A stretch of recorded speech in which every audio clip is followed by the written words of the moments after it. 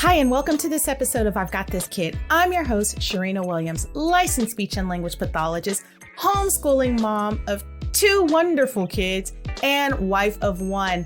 I am here to share everything speech, language, play development, homeschooling, and all that other stuff that falls in between, y'all. Oh my gosh, y'all. This is our last episode of the year.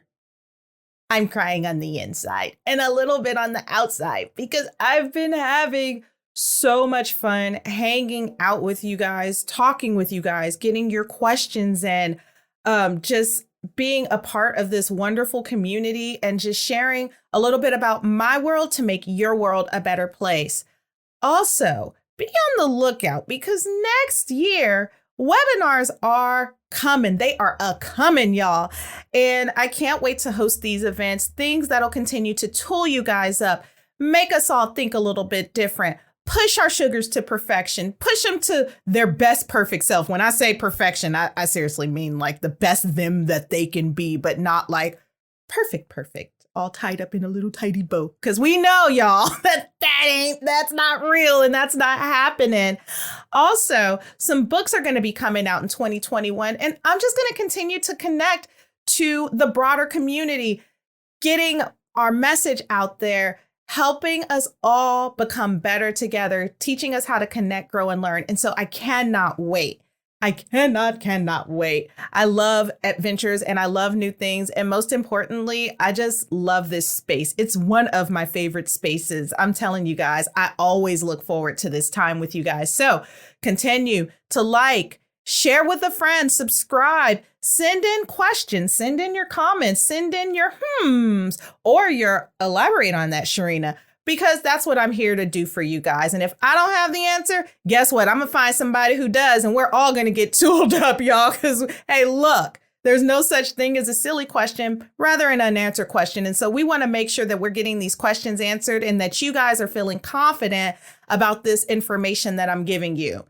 So with all of that being said, let's all cry a little bit for a few seconds. Because again, this is the last episode of the year. But at the same time, we are going to have fun. We're going to finish off the What Is It series. What is that? What are speech sound disorders? What is voice disorders? What is this stuff? What's autism? What's ADHD? What is this stuff? Help me. What's executive functioning? What is all this stuff? What's cognitive impairments? I have been here talking about this good stuff and just getting us all on the same page. 1, so we can recognize signs and symptoms. 2, so we can be proactive if we have a sugar who has this diagnosis. And 3, just because it's good for us to know so we can recognize if it's happening with another world changer, because we don't want to waste time if these things are taking place. And honestly, a lot of this stuff that I'm teaching you guys, you can take home and apply. Even without the diagnosis, I find some of this stuff I apply even in my own house. And then some of the things I definitely apply in my own house, especially when it comes to like visual schedules and organizing and all that stuff. I use that stuff like a mad woman. I love that stuff. It keeps me mentally organized, which keeps everybody on track. So with that being said, and my first and probably not final rant of the day, because remember, I'm still crying because it's our last episode of the year. Oh my gosh. We're talking executive functioning. No, I'm not talking about some executive sitting behind a desk in a big room with books everywhere and some fancy office window. No. I know it sounds so fancy. Executive functioning, the brain's manager. Did you know your brain had a manager? That your brain keeps things organized and in check. And if you have one, then guess what? All the other humans around you have one. That means sugar has one. And we can start manipulating it and cultivating it and helping it become its best self, right? Because it's so important. We take for granted how much our brain does. It's such a small part of the body, but it controls everything. Without your brain working, nothing else would work, because guess what? It's a taskmaster. It sends messages throughout the entire body, tells the body what to do, and the body either complies or it doesn't. And when it doesn't, we come in and we help it out. Executive functioning itself It's housed in the front of the brain, so you guys can all touch the front of your head. It's right in that frontal lobe little area, and it executes. It tells you what you need to do and manages making sure that it gets done. So even your body has a manager, whether you like it or not.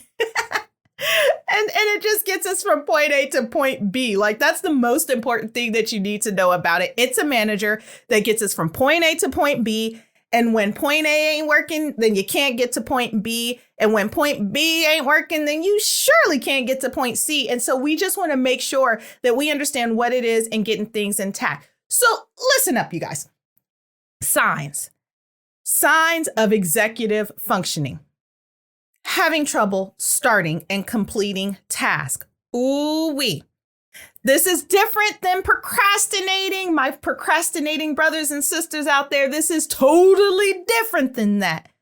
This may show up when sugar is, 24 months. And you're sitting on the floor playing with them. And let's say you have a ball toy out and they put the ball in and you put the ball in and the ball goes down and the ball goes down. But there's 5 balls. And by ball 3, they can't seem to get through that. They can't seem to finish that up. Or a shape sorter. Let's say that there's 6 shapes and by shape number 2, they're ready to be done and they're out of there. As they get older, you might see difficulties getting through homework. You might see difficulties cleaning up, finishing cleaning up, getting from point A to point B. So how do we help that? With little sugar, well, it's obvious. When you're playing, what you start, you finish. You don't have to prolong it. You just need to start it and finish it. You can even speed things up to help start building up that skill. As sugars get older, you talk to them about what's going to happen. We're going to start here and we're going to finish here. And then we tell them what they're going to do after that so they can start mentally organizing and looking forward to what's coming next. Another sign, having difficulties prioritizing tasks. Oh, this is a doozy. This usually shows up when sugar is school age. Middle school, it really shows up. There's usually some little subtle signs. But this is when you start getting, I want to play video games or watch YouTube videos or do X. I want to do this art project for 5 hours and spend 10 minutes on my homework. Yep, it happens. And usually by the time it's reinforced like that, it takes a little bit more effort to kind of reel them back in and to get things organized in a way to where they're able to prioritize appropriately. I'll give you some tips on what to do about that a little bit later. Next, they forget what they heard or read. And I'm not talking about yesterday's information. I'm talking about that right now information. Rereading the same things 5 times.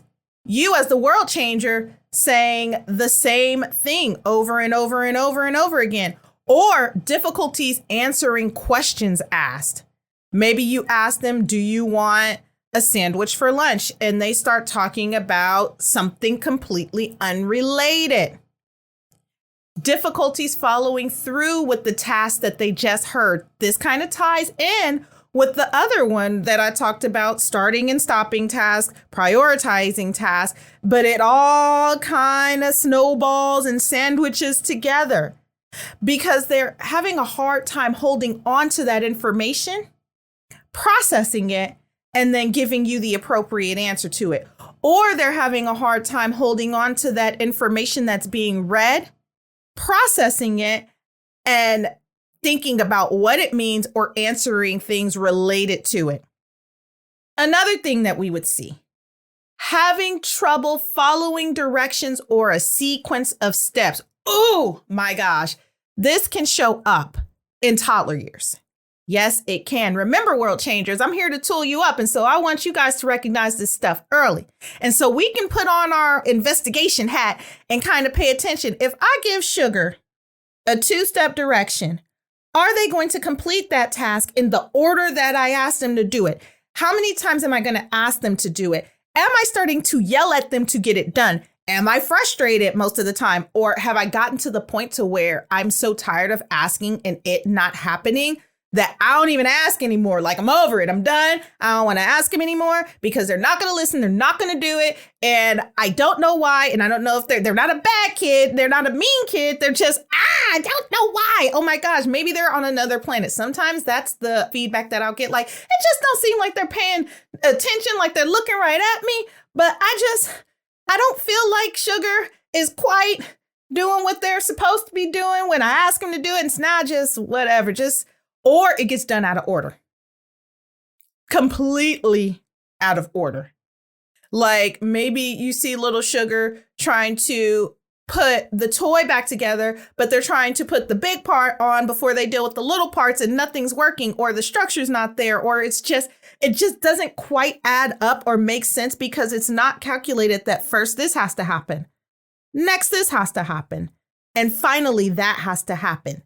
And how that shows up when they get to school, same thing, following directions, following a sequence of steps. And so you can see it kind of carrying over, even if there's written directions, right? Because if you're reading something and you have to reread something because you're not holding on to that information, but now you have to read something and there's a direction involved and you haven't even held on or comprehended what you're supposed to be doing. Oh my gosh, it's going to be quite the situation. And it might present as sugar is not a good learner. But it's not true. Sugar probably is a good learner. Sugar's probably having a hard time holding on to that information and carrying out what needs to be carried out. And they need some tools to help them figure out how to navigate and supplement for this area that they need built up. Another thing that happens, panicking when rules or routine changes. Yep, and it happens. You can see the wheels turning. You might find yourself trying to do the same thing to not kind of rile them up, because it goes back to holding on to that information, right? Remember, the brain is the manager. And the brain is managing that information. But if the brain is not quite managing that information, or it hasn't had enough exercise to learn how to manage that information, when rules change, it's hard. Because remember, our brain has all of these areas of memory. And that'll be something we cover next year. Memory, the types of memory. Because we don't realize how powerful memory is in our lives, and how much we rely on not just like the old stuff, but the new stuff, and how that builds, and how we take old stuff and we bring it together. It's like a puzzle, right? And so if sugar expects that a specific rule is the same, especially in preschool or in daycare, or if they go to other people's homes and the rules are different and the routines are different, it's really hard to adapt to that new information because it's taken so long to master what they have. And again, this has nothing to do with intellect. It has to do with how the brain is managing this information and carrying things out. Next, having trouble switching from one task to another task. Taking that brain and being able to divide attention and move and like finalize something and go to the next. And this can happen during play. This definitely shows up when sugar is young. You might see during play, they may not want to go to the dinner table, or they may not want to go and take a bath, or they may not want to go outside, or it just seems like getting them from one thing to another is really hard. It's hard. In class, it's even worse, getting them to wrap things up. One more minute, I'm almost there. You might hear the teacher saying over and over and over again, hey, it's time to wrap things up. I said, it's time to wrap things up. It's time to wrap things up. I said, it's time to wrap things up. We're moving on. But there's a little bit of reluctance and hesitation there because remember, they get fixated. And it's hard to take that one thing and manage that time appropriately. So again, think about the snowball, and as it gets bigger and bigger, as it goes down the hill, because it gets harder and harder to add on one thing to the next, one thing to the next, to get from one thing to another. You may see them get overly emotional or fixated on things. Again, holding on to what's familiar, and the flexibility becomes limited because it's difficult, functioning in a way to where you have to go from thing to thing, especially when things are unpredictable. And for sugars who have difficulties with executive functioning, this is where you see them really have a hard time. And again, it's not because they're bad kids or they're mean kids or because they're not compliant kids. It's because honestly, they're trying to get through life. They're trying to get from point A to point B. And what it takes for them to get to these places, we take for granted because it doesn't take us all of that, but it takes all of that for them. So going from these transitions or having to do something outside of what they've already mastered, it can be hard. And that doesn't mean that new learning is hard. They just kind of like to gravitate towards the things that they've already mastered and maybe a little bit reluctant to try the new. Another thing that you'll see is having difficulty keeping track of their belongings. Remember, memory is not a strength. Organization is not a strength. And so you might find that these sugars lose everything, and you kind of see them just drop everything. And again, this can be seen when they're young. Maybe they have the sippy cup in their hand and they drop it in its place and it's in the middle of the living room floor, or it ends up behind the couch, or the shoe ends up in some place that it does not belong. And so they lose stuff. And, the holding on to the information it's a weakness. Right? It's not their strength. And so that's why they lose so many things. And so as you see them get older, they probably are losing their homework, losing their phones, losing those earbuds, losing the iPad, losing the shoes, losing everything, because wherever they put stuff down, they never pick it back up and they don't hold on to it. And it just becomes like, I'm on to the next thing. Because remember, routine is a big thing. And so they're going to go on to the next thing without completing the task that was in front of them. So it might be put the dish in the sink. It might be put the homework back in the backpack, but the homework ends up on the dining room table, and then they forget that it's there, and they end up going off to school or going off to Zoom school, and they're in front of the computer with no homework around and don't even remember where they had it in the first place. Because remember, managing that information is hard. Another thing that we'll see, telling stories. Remember, point A to point B. Are you guys starting to see the pattern now, getting from point A to point B? Telling stories is point A to point B. Think about it. 3 little bears. Mama bear, Papa bear, and baby bear went out into the forest. Goldilocks came in, ate the porridge, sat in the chairs, didn't like none of them, broke some stuff along the way, went upstairs, fell asleep. Bears came back. Goldilocks got scared, ran away. The bears were sad because their stuff was messed up. The end. Now, for a sugar who has difficulties with executive functioning, the story might have only a few details. The bears left, Goldilocks came in, and then when they came back, she left. That's the end of the story. And so, or you might see stuff that's mixed up. Oh, the girl was asleep in the bed, and then the bears live there, and she said the porridge was hot and cold. And so you'll see like little details mixed up and mixed in, because again, point A, what happened first? What happened next? What should happen at the end? What was the conclusion? It's hard getting those thoughts organized in a way to where they can fluently and cohesively tell that story and give that information. Next, poorly reacting when peers and adults don't respond as expected. Remember, executive functioning, it requires you not just managing point A to point B, it also requires managing those emotions. And so when mom or dad don't respond the way that I expected them to, or when my peer didn't respond the way that I expected them to, it might be not the best response. With the little ones, you might see some tantruming. With the older ones, you might see a little bit of argument or a rile. With the adults, you probably see a little bit of arguing or the adult getting stuck in their thought and idea and having a hard time adapting and becoming mentally flexible to accept a different perspective, to accept that it's not an attack, but it really is perspective, another person's perspective and another person's feelings.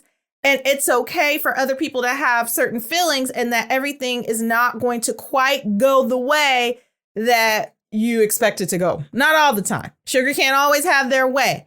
And what we do as world changers, we start off with them really young because they're so little and cute, and we kind of just give in. And then as they get older and it becomes more and more difficult, we find different strategies and ways to either deflect or defend ourselves. And that ends up being shouting matches, or we end up just ignoring altogether and not dealing with anything because we don't want to deal with that reaction from them. But world changers, I'm telling you, we deal with it when they're young. We don't wait. We deal with it, especially when they're young, because the more practice they get at how to cope with and become more mentally flexible, the easier it becomes when they're an adult and they can accept things a lot better. And finally, having trouble managing their time, going back from point A to point B. I can't spend 5 hours watching movies. Ooh, I wish I could spend 5 hours watching movies. If I could just have 5 hours doing anything, man, that's powerful. But you can't, I can't spend 5 hours watching a movie, just like they can't spend 5 hours playing video games, or spending 5 hours on the phone, or spending 5 hours doing X and then 10 minutes on homework, or underestimating how long a task will take. So maybe teacher assigns a project 2 weeks in advance. Sugar doesn't start until the night before. So there's a little bit of procrastination in there, but there's also the underestimating how long it'll take and how to chunk that information, right? Because remember, it goes back to there's difficulties following sequences of steps. And so sugar may not have the skill set to be able to independently be like, it's going to take me this long to do this, it's going to take me this long to do that, and it's going to take this long to do this. And so remember, this is where we come in, world changers, because we can recognize these things and we can start helping them through and creating strategies so they can manage things better. Because remember, our brain is a manager. And if the manager isn't quite functioning to make sure that tasks are completed, then it's going to be hard to function daily. Or there's always going to be a hiccup, or they're always going to feel behind. And that creates anxiety and panic. And then that creates a whole nother set of issues that no world changer wants to deal with. And so this is why we recognize these things early on. And so I know you guys might be wondering by now, like, well, what's the diagnosis that comes along with this? Because in a lot of these What Is series, there's a diagnosis attached. Well, listen up, y'all. Sometimes it is and sometimes it isn't. Now, I'm sure that each and every one of you guys at this point have found one area on there where you're like, ooh, that might sound a little bit like me. Remember, we all have strengths and weaknesses.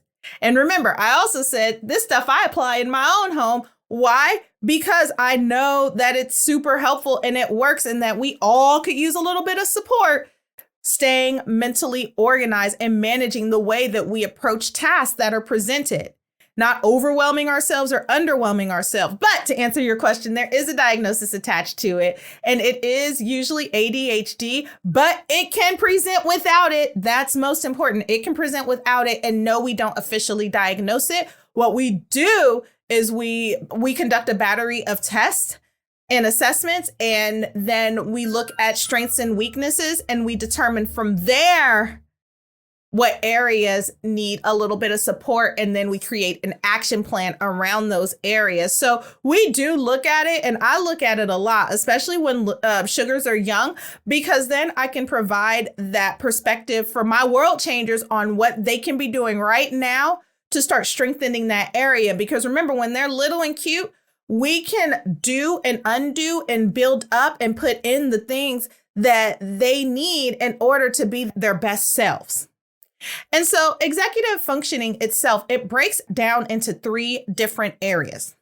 Working memory. Remember, I talked about working memory a little bit. I'm not going to go deep into it because guess what, y'all? Next year, we're going to be talking about memory. And it's so important for us to understand how our brains work. We understand so many other things, y'all. We understand how cars work. We understand how houses are put together. They even have whole shows on what it takes to put houses together and what it takes to transform houses and what it takes to transform our look, for that matter, right? There's shows devoted to that, but we don't even understand half the time how our brain and our body works and the importance of understanding how we put these things together and how it affects our lives. And so it's so important for us to understand like the working memory, and that executive functioning can impact working memory. Working memory just allows the brain to hold on to new information, and it helps us transfer that new information into long-term information. And that just means, simply put, taking short-term memory information and transferring what needs to be transferred into the long term. Because remember, stepping stones, building blocks, right? As we get those stepping stones and building blocks, then we're able to build off the old information and transfer it into the new. And so that's how the working memory works. So it's so important that we're able to like filter out the stuff that we need and get rid of the stuff that we don't need, and then store the stuff that we do need. The second area that it can impact, cognitive flexibility. You've heard me talk about this before, just being flexible. I use that word a lot about being flexible. Do not get overwhelmed by when I say cognitive flexibility. That just means the ability for the brain to be flexible, to take one thing and see it in a different way. That can mean changing rules, changing routine, changing schedule, changing play, transitions. That's cognitive flexibility. Those things that you guys see every single day. Getting from point A to point B without falling apart and being okay with it and not being resistant and not creating a big row over things not going quite the way that you expect them to go. The final area, inhibitory control. You guys have heard the word, your inhibitions, right? Let your inhibitions go. That's usually the way that we hear it in the States, right? But inhibition also means when to exercise self-control.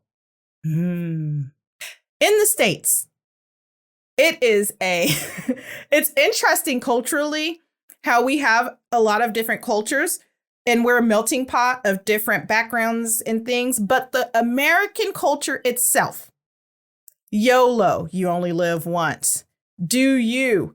All of those things kind of go with that idea of letting your inhibitions go and doing whatever.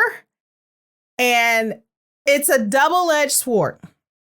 The reason why is because, yes, we only live once and we should definitely enjoy the things in life and not limit ourselves to certain experiences. I totally agree with that. Like, we should all make ourselves a little bit more rich through life experience. I'm big on life experience, doing, not being entertained, but like really just doing and becoming one with the earth. But I also understand that we have to know how to have balance, right? And if it's always YOLO and if it's always do what makes you feel good, then how do we control ourselves? And if we have a sugar who has difficulties managing their own personal inhibitions, then how are we helping them buckle down and have self-control when it's not appropriate? How does that play out? Not hitting when they're upset. You gave them the answer they didn't want to hear. They raised their hand at you. That's a whole nother story for another day. Not allowing sugar to spend 5 hours on a video game or a TV versus their homework or studying or not completing tasks that are super important, right? Or them having that little filter of saying to themselves, I cannot spend this amount of time on this. I can't do whatever I want to do whenever I want to do it. And so we have to be super mindful of, yes, again, life experience, an amazing thing, but self-control, also an amazing thing. Because what we put ourselves at risk of is allowing sugar to do whatever they want, whenever they want, and not learning how to like find that balance of when it's time to work, it's time to work. When it's time to play, it's time to play. And yes, you can have fun while you're working, but at the same time, it's that mindset of buckling down and being able to focus on a task and complete it. Remember, our sugars with executive functioning difficulties, they have difficulties managing how to get through tasks. And so we have to be able to build that up in them. So be mindful when you're kind of promoting like YOLO and living once and doing what I want and living my best life. Like, yes, live a great life, do your thing, but also like a little bit of structure in there does not hurt, y'all. OK, see, my second rant of the day. I think that's my second, or is that my third? Who's keeping count? I don't know. Anyway, so how this can show up, how this truly can show up. I've been talking about it all along from toddler years into adulthood. It shows up, like it really shows up in school, but it can show up early. For you world changers with bigger sugars, this is how it really starts to look. When it really starts to just like, ooh, this is a fight. Messy room. You organized it and it's still messy. Nothing ever goes back, ever. But everything else, everywhere else in the house has a place. But for whatever reason, in that space, they cannot quite keep it together, even with the support. Messy backpacks, messy workstations. Right now, messy workstation, right? At least in the States, messy workstation. Ooh-wee, papers everywhere. You have all these folders and nothing's in the folder. Nothing's in the folder. Nothing. English homework's in the math book. Math book is with the Spanish homework. Spanish homework is with it's all over the place. You know, homework, spelling words under the table, in the kitchen. Why are they there? I don't know, but they're there. It's random. Toys in the backpack. Why are the toys in the backpack? What are you doing, right? Disorganized spaces. That goes into the messy backpack thing. Just stuff chaos. Just chaos. That's how I like to put it. And as you can see, this is a trigger for me. It drives me nuts. Let me share with you guys. Okay, next rant of the day. I don't know if this is 3 or 4. My rant. Oh my gosh. I go through these processes, y'all, with the kids, and I put everything away in its place. And nobody wants to do it but me. And it drives me nuts, especially in the homeschooling area. And I just cry on the inside a little bit every time. And I peacefully put it back because I just think that one day it's going to catch on. My mom did the same thing to me. If you really want to know, I was the same way. So I feel like I'm getting a little bit of payback because I used to have stuff everywhere. And one day I got tired of myself and tired of my mom cleaning up after me. And so I decided I'd get it together. And I got tired of her talking about me. Started feeling bad. Anyway, I'm sorry, y'all. Oh, goodness. Difficulty balancing work and life, like balancing school, balancing extracurriculars, especially once, our sugars get into like high school. Well, okay.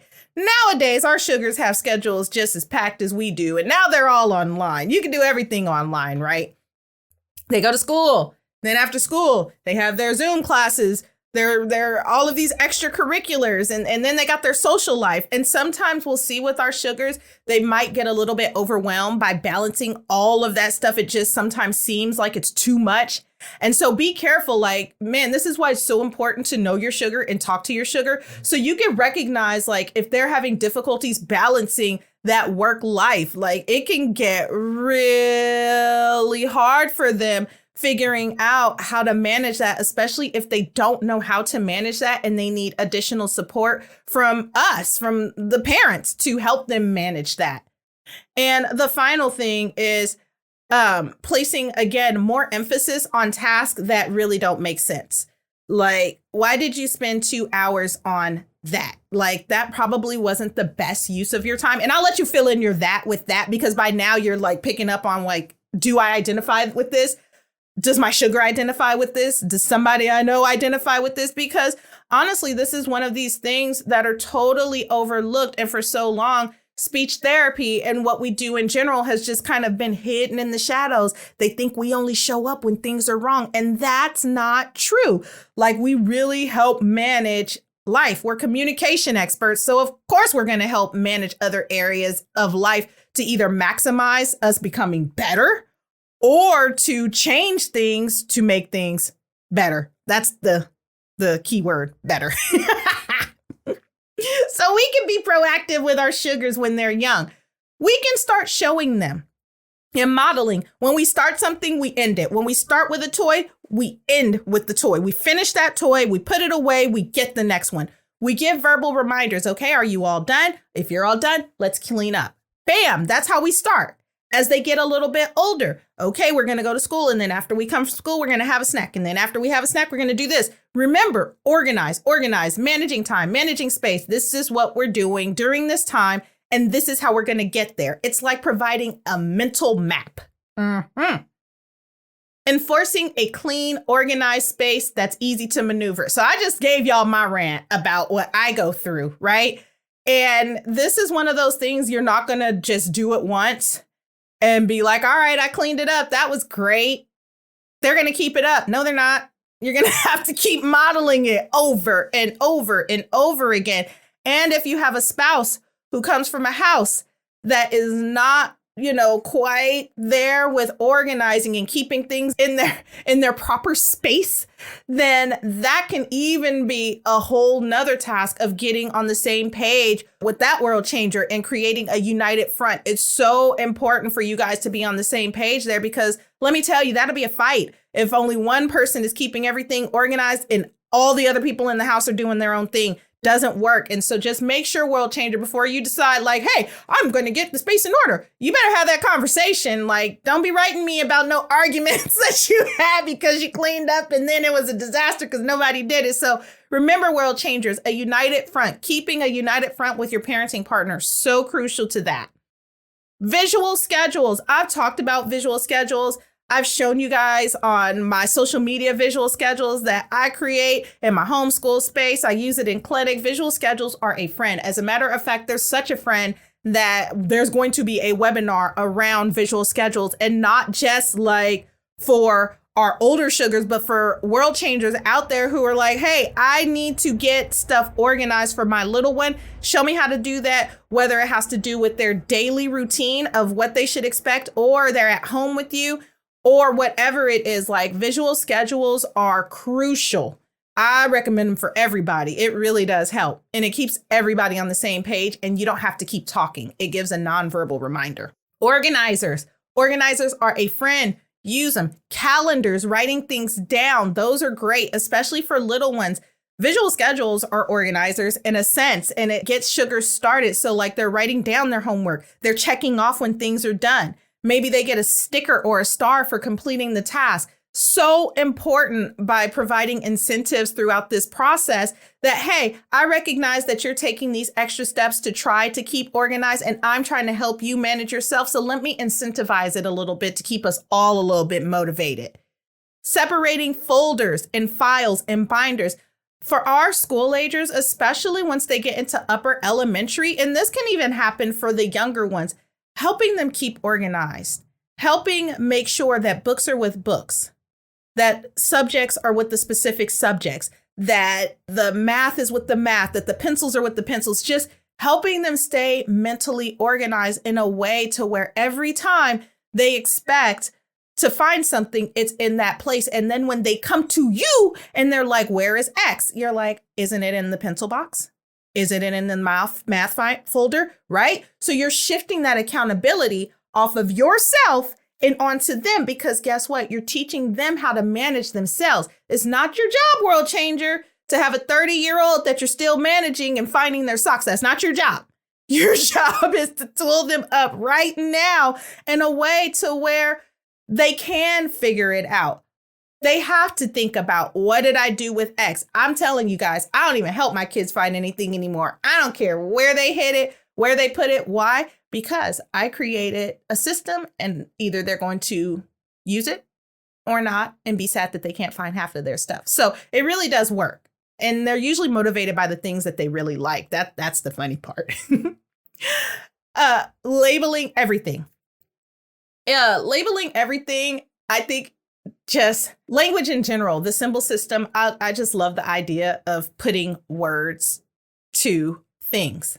For your little sugars, guess what it does for them? It helps them start recognizing the alphabet, how words to go together. It's a symbol, right? And so if they see that symbol over and over and over again, then they start to recognize it, right? And so you're teaching early reading without even necessarily teaching early reading, at least recognizing, right? Especially if you're pointing at it and saying, okay, put your shoes here. Let's put your shoes there. If you're not into using like labels with words, picture labels are great. I am a avid fan of picture schedules that are natural to the environment. And what I mean by that is if it's Sugar's shoes and they go in that place, I'd take a picture of their actual shoes. If it's Sugar at the dinner table, I'd take a picture of them at the dinner table. Whatever it is, providing a label. Labels don't always have to come in words. They can come in pictures. They can come in symbols. Providing a combination of visual, verbal, and tangible reminders. Sometimes it's not enough to just have the visual. Sometimes the verbal reminder helps. For our little cute toddlers that still smell like cookies, sometimes they need the hand-over-hand support to remind them. And we have to be just a little bit more stubborn about the situation and a little bit more relentless to just continue to reinforce, because this is, again, one of those areas that has to be reinforced because it doesn't come naturally. And so they need those reinforcers. They need those reminders. They need you to do it again and again and again and again and again until it sticks, until it transfers from that short-term memory to the long-term memory and it becomes a part of their everyday life. And the final thing that we can do for our sugars is we model the behavior at home. If you're not going to follow a map, why give one to Sugar? If it makes no sense to you, it's going to make no sense to them. Remember, you're still the biggest model, especially now with everybody being at home. You are that biggest model. So what you're doing is what they're going to do. So if it doesn't work for you, don't go through a process that is going to be completely ineffective. Make sure whatever it is that you come up with is something that you can follow through with. And so maybe you don't do everything. Maybe you find that one area and start with that one area and strengthen that area first, and then go to the next, and then go to the next. But that's only after you're comfortable and you guys have all felt like you've mastered one thing. Maybe it's attacking the school organization. Maybe it's attacking the toy organization. Maybe it's attacking the bedroom organization. Whatever it is, just make sure that it's a thing that you are passionate about and you want to see from start to finish, and that you can model from start to finish. So you guys, executive functioning, again, this is something that can impact us all. Like I even have areas that I know that I am just not that great at, and I had to compensate to become a little bit better. And so the difference between most of us procrastinating adults versus like our sugars who really have difficulties executing tasks is that they don't have the control that we have over it. Like they really need those reminders and they need the models and they need the reinforcers from us to really help them master this area. And so we have to be mindful about that this is not, it's not the same as us just procrastinating or us just not doing it or us just being burnt out and not attacking anything. This is really difficulties with getting from point A to point B. And so this is really crucial, not just for our success as world changers, but also for their success, right? Because if our sugar is talented in an area, right, and they're gifted in an area, but they don't necessarily have the tools to manage, then that can impact the area that they're gifted in. And so we want to make sure that they're not just great at one thing, but they also have the foundation and the skill set to be able to manage and properly just love on and nurture and continue to cultivate that area in their lives. So we want to make sure that we're continuing to strengthen their skills. And so again, I will be offering webinars in 2021 that's going to deal with aspects of executive functioning, because it's an area that honestly, we all have a little bit of difficulties with, and that we can all use some tips and some tools to help us get a little bit better at it or a lot better at it. So, sometimes it just takes an expert, somebody from the outside looking in who can provide some tips and some practical tools, world changers. So I'm hoping that we just continue to become better together, that we continue to just work together to make our sugars world a little bit better as Christmas comes up and we're about to tool them up in a different way with different gifts and different things like that. Remember, gifts don't always have to be a tangible thing. Sometimes the best gift that we can give our sugar is ourselves, our undivided attention, our undivided time, our uninterrupted time, because we're their biggest asset. And I don't ever want you to forget that, world changer. Like, with everything that's going on in the world around us, it doesn't matter. As long as they have a healthy, happy you, they're winning. That's better than any video game. That's better than any toy. That's better than anything that you could ever give them is you. You're their biggest asset. I don't want you guys to ever forget that. Don't ever forget that. Because at the end of the day, you guys are who you have. You guys got each other and they're part of you. And that's so special. There's something so special in that. And what you impart is going to last generations beyond you. As always, world changers, it was a pleasure hanging out with you. I'm still crying on the inside that this is our last episode of the year. But it's going to be okay, y'all. You know, we've learned in 2020 how to recalibrate. We've learned how to recognize what counts. And we've learned that no matter what comes our way, we can still stand up and keep moving forward. We can keep pushing the progress, y'all. If you haven't done so, catch up on past episodes, send in your questions, and most important, join our community. What are you waiting on, y'all? Let's continue to connect, grow, and learn. So until the next time, world changers, Merry Christmas and take care.